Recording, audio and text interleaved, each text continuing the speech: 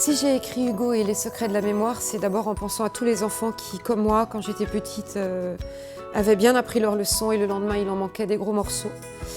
Que j'ai beaucoup cherché pour essayer déjà de résoudre ce qu'était une tête passoire dont je faisais partie quand j'étais petite. Et ça, c'est toutes mes recherches auprès des neurosciences qui m'ont permis d'y parvenir. Et c'est un vrai message d'espoir, c'est tout le monde peut tout apprendre à tout âge. Et je suis ravie que ce soit entre toutes les mains, des grands comme des petits. C'est au milieu d'un monde futuriste, de voitures ultra connectées, de tablettes super puissantes, d'un robot qui est capable de tout faire, qu'Hugo va aller à la recherche de ses trous de mémoire. Comment Hugo va réussir le challenge de pouvoir se dire j'ai une mémoire et je peux m'en servir? C'est extrêmement simple.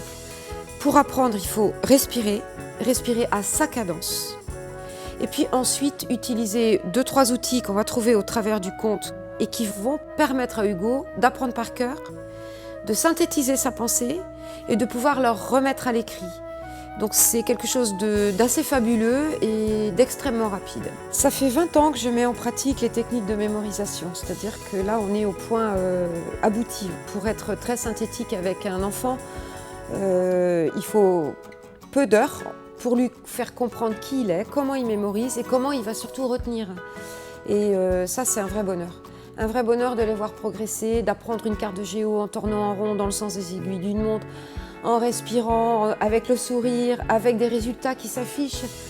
L'enfant remonte plusieurs points de moyenne en quelques heures sur toutes les matières. C'est une reprise de confiance en soi, c'est des techniques très spécifiques que j'ai mises en place et s'il les applique, ça marche.